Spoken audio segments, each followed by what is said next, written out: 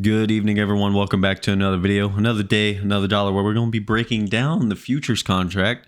Per usual, we're going to break down from the top down. We're going to look at the monthly, look at the weekly, look at the daily, just kind of give you guys an update on how we're starting out the month of November and how we closed out the month of October.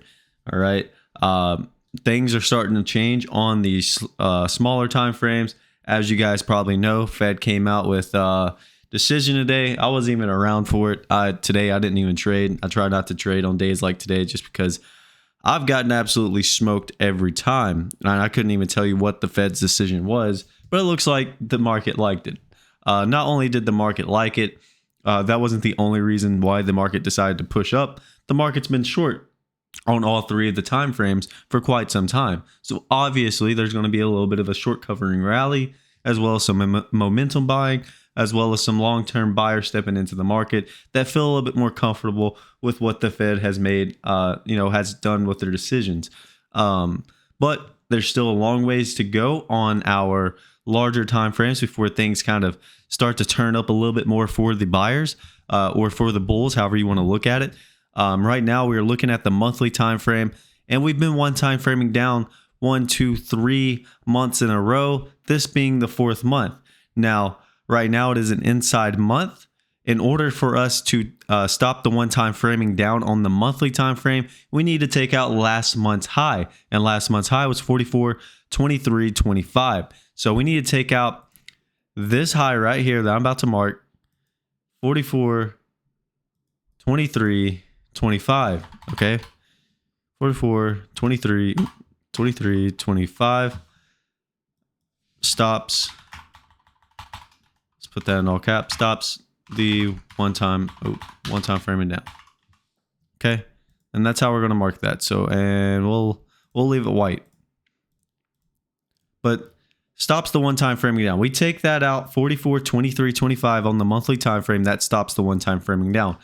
Now, however, if we go throughout the entire month of November inside of this last month's range, which was 301 points, which is very well possible that we could stay inside of this large range. If we stay inside of this and don't take out the low or the high, right, in order to continue to one time frame down, technically we need to take out 41.2225 monthly low, weekly low. All right, we take that out, then we'll continue to one time frame down. If we remain inside of this month's range, then you could say the market has gone from down to balance. And then at the end of this month, if we are still inside of this range, you can say that the monthly has stopped one time framing down and we have an inside month potential to bust out to the upside or continue down to the downside. Now, on the downside, as far as our monthly target goes, we are targeting last May's low, or not last May, but this past May's low of 40.6225. Okay, that is a monthly low. That is our next downside target as far as the monthly goes. And then, of course, as far as our upside destination, we need to get back above 43.50, and then obviously take out that 44.2325 to stop the one time framing down firmly on the monthly. Now let's go ahead and look at the weekly time frame. Weekly time frame starting to shape up a little bit differently. Now this is what the weekly looks like within those monthly destinations. Obviously how it bounced around inside that monthly balance and then how it came out, right? So we need to take out that week's high, 44.2325, which was that monthly high. So, but as far as the weekly goes, the weekly had that big outside week down, right? Resulted pretty positively for the sellers. We were targeting 41.14, which was May 22nd weekly low. So we were targeting that 41.14, and obviously we would have targeted 40.62 after that. But that weekly low is, we got very close to getting that target. We didn't quite get it. Now, in order for us to stop the one time framing down on the weekly time frame, we need to take out last week's high of 42.9050. 42.9050. I'm going to mark that as well so we know on our chart that that's what we need to take out in order for us to stop the one time framing down. We'll label it the same way, stops the one time framing down. So we take this out, 42.90.50 stops the one time framing down. We'll put ourselves back into a balance, initially a 3-week balance, and it would be a rather large balance. Okay. So right now the weekly is still one time framing down until we take out a weekly high. Okay. Last week's high is the target that we need to take out on the upside, and we have plenty of time this week to do it. We have 2 more trading days left in the month or in this week, and we could easily get that. What was that? 28 points. We can get that in a day. All right. So we got to take out 42.90.50 on the upside to get that weekly back to balance.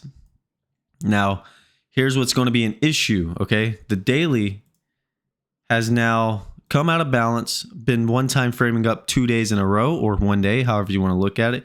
Yesterday, I was teetering on whether or not the daily was stretched or one time framing up. Now it is firmly up, no matter what, firmly up. And we are looking to target the 200-day moving average. Now, that's what kind of is going to hinder us on getting that weekly high, in my opinion. Right? We have a lot of overhead, right? We have this whole range that I'm highlighting here. All of these buyers up here that were trapped, right? Obviously, they got out of their positions, and then, shorts push this thing down, especially once we got below the 200-day moving average.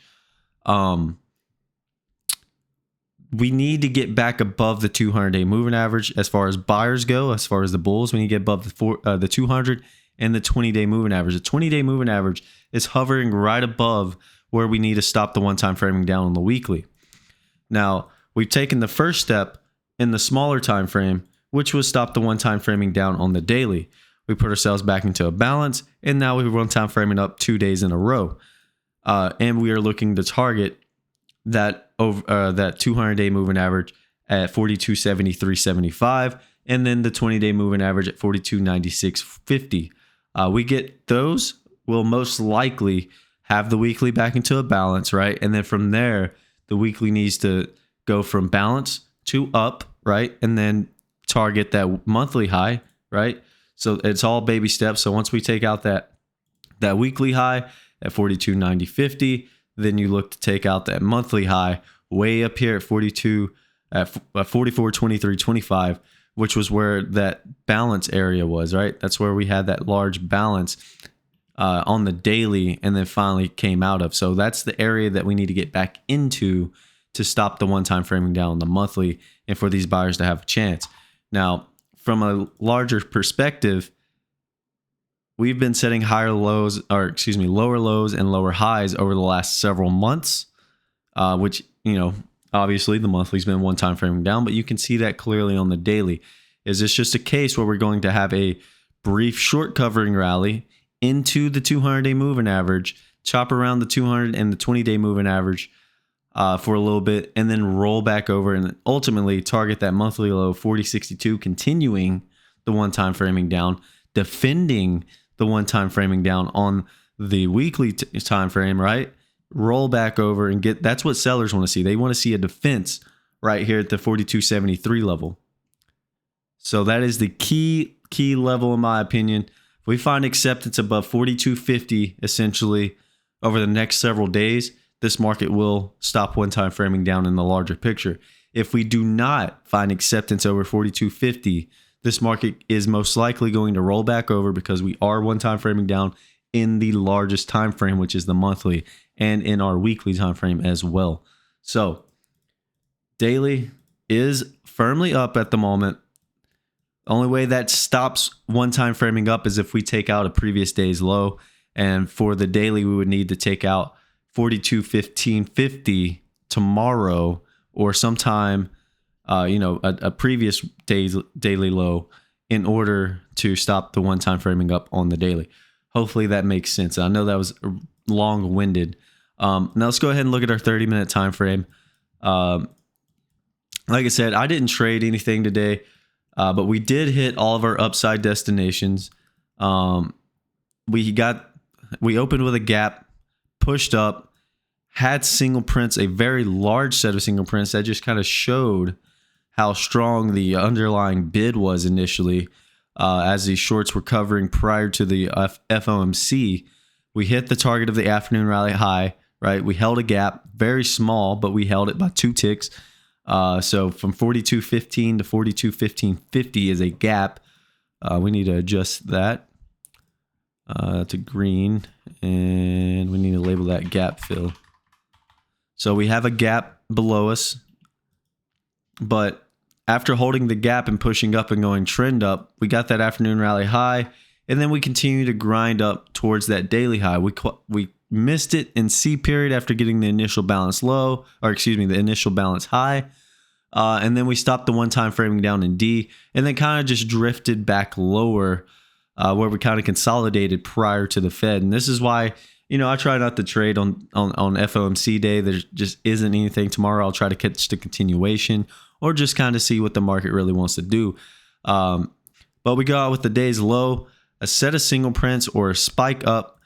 We did eventually end up getting that high at 42.53. We pushed up, set new highs on the day at 42.64.75.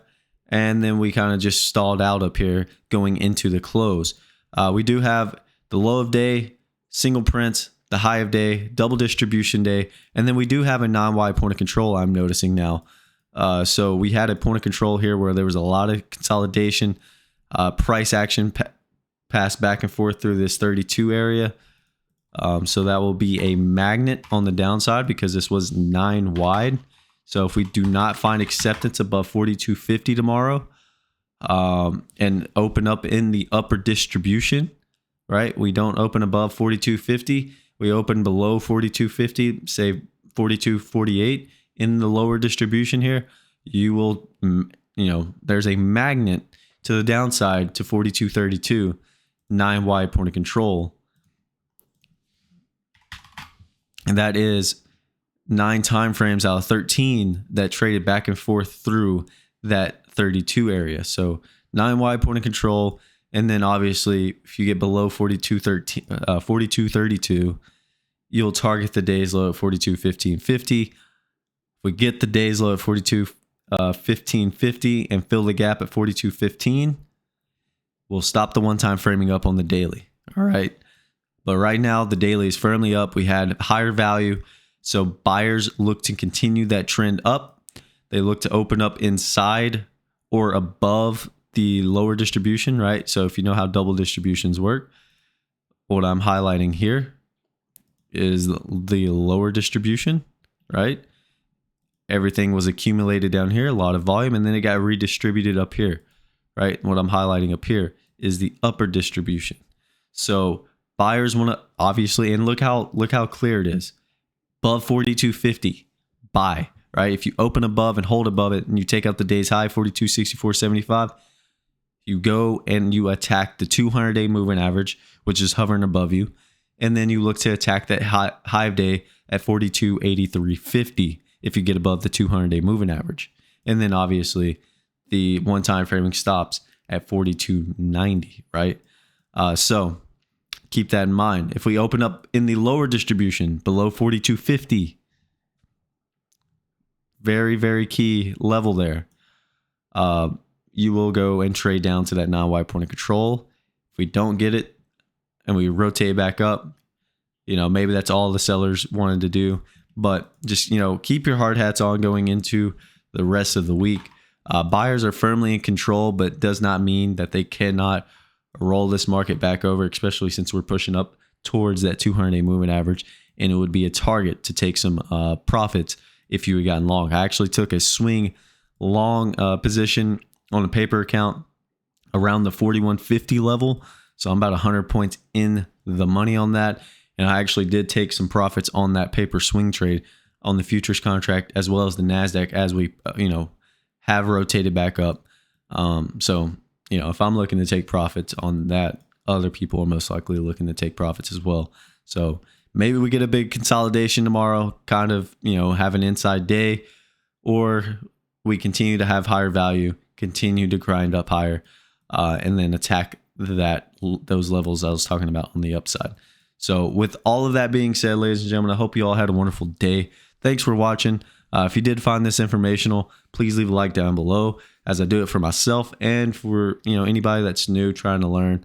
Hopefully you guys found this very useful. And if you're looking for a great group of traders, go check out Paul Asmar. His trading group, camelbacktrading.org, is where you can go to sign up. And if you want to check out his channel as well, Paul Asmar, ASMAR. Asmar will be the name. So we'll catch you guys in the next one. Thanks.